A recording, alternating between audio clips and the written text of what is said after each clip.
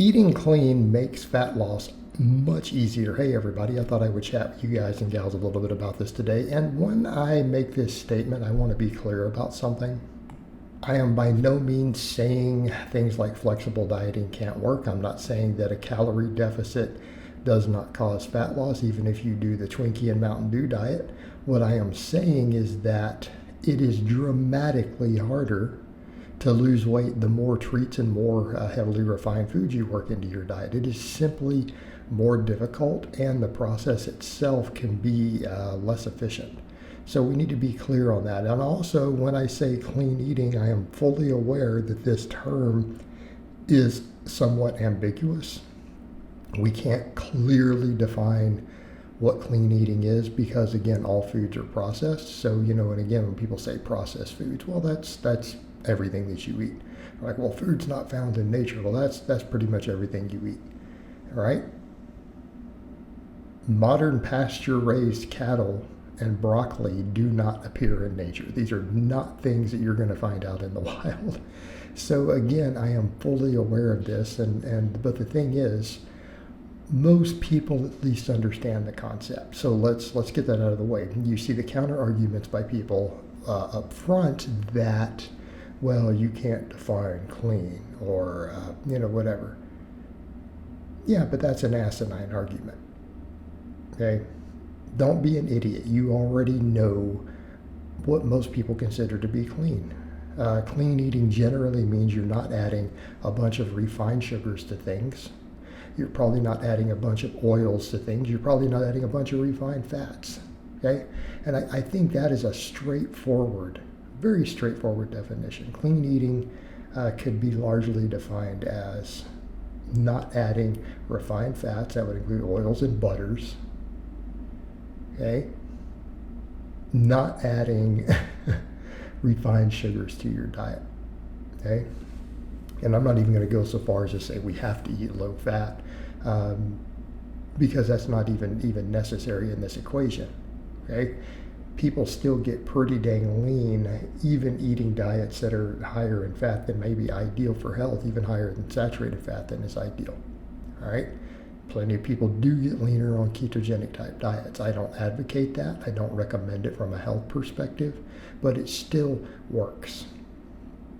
And it still comes down to the basic concept. If you start cutting out the empty calories, you start cutting out the foods that cause us to binge, because what creates hyperpalatability? Foods that combine too much salty with fatty, or too much sweet with fatty. In other words, people say, no, because this food, no, you didn't overeat that, right?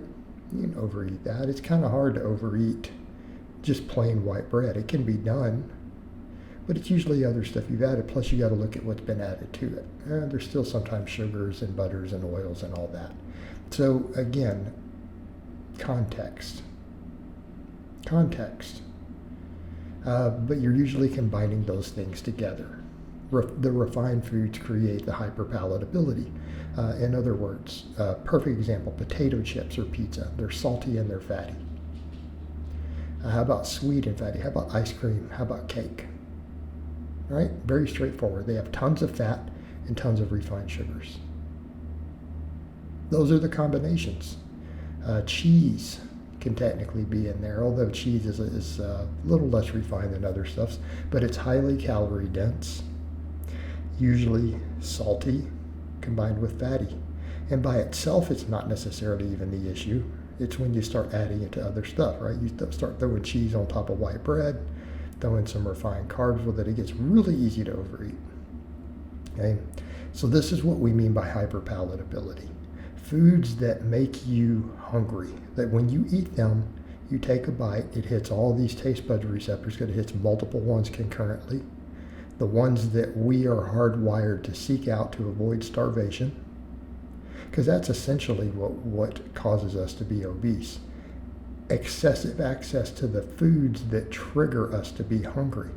And we get triggered to be hungry because historically, we've starved to death. Malnutrition was pretty much one of the leading causes of death.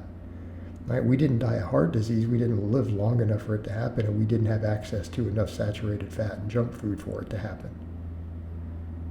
Okay? Cardiovascular disease, atherosclerosis, type 2 diabetes, these things don't occur in nature. These are lifestyle-induced diseases in the modern world. Okay? They don't exist outside of that context, simply because people don't have access to the foods to make them happen, right? So the hyperpalatability is a problem for weight loss because we're going to tend to overeat. All right, the calorie density is a problem because we're going to tend to overeat. You know, then people say, well, all things in moderation. Yeah, but most people are not wired to moderate. As a species, that is a smaller percentage of the population. Less than half of people are good at moderating. And it's not like people say, well, you can just learn to moderate. Not necessarily. It's personality. It's like telling some people they can learn to handle alcohol really well, and not drink much. Not necessarily always true. Right? It's the same thing when it comes to moderating food, and I've seen data on this. Probably 2/3 of the population suck at moderation. So people say, but this flexible dieting approach, it works for this person and this person. Yeah, if it works for 30% of the population, you're going to find tons of people who it works for.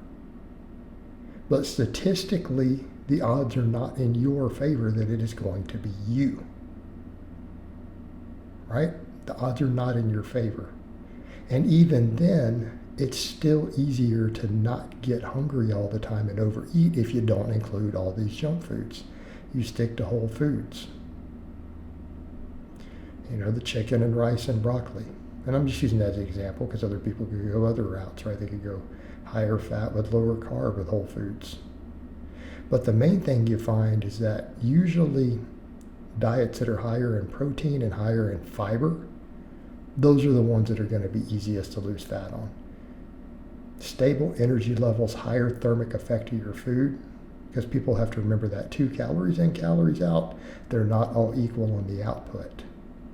Some foods are going to make you burn more calories than others. Okay? So be aware of that. So again, if you're eating foods that have higher thermic effects and they're harder to overeat, you're going to be far more successful in the long term in your weight loss endeavors, right? You're going to be way more successful. Plus, if they're slower digesting foods, you're going to have more stable energy levels. And more stable energy levels equals what? Higher energy output. Higher energy output. So it really is pretty straightforward when you look at it. And I'm not saying that calories in, calories out doesn't work. It obviously does. But there's more nuance to it than that. All right, guys, but that's really all I have to say on that today. I hope it's been informative, and I'll talk to you guys and gals next time.